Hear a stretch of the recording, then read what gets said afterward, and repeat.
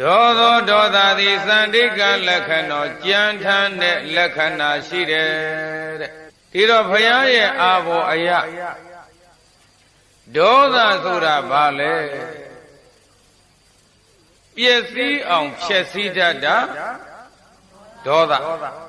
ဘာကိုပျက်စီးအောင်ဖြည့်ဆည်းပြတာလဲဆိုကြည်လင်းနေတဲ့စိတ်ဓာတ်ကလေးကိုပျက်စီးအောင်ဖြည့်ဆည်းတာဒေါသဖြစ်လာရင်ပရိသတ်ရဲ့စိတ်ကလေးဘာဖြစ်သွား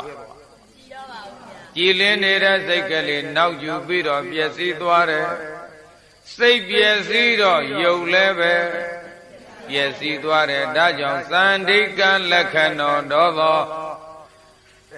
ဒေါသရဲ့အမှတ်အသားဟာကျမ်းတယ်ဒေါသအမှတ်သားကဒုက္ခနာပိစုပါဌာနောစိတ်ယုံနှစ်ပါးကိုပျက်စီးအောင်ပျက်စီးတတ်တယ်ဓာနိသယဒဟနာရသောအဲ့ဒီဒေါသကိုလက်ခံမယ်ဆိုရင်လက်ခံတဲ့သူကိုကျွမ်းသွားအောင်လောင်မြိုက်လိမ့်မယ်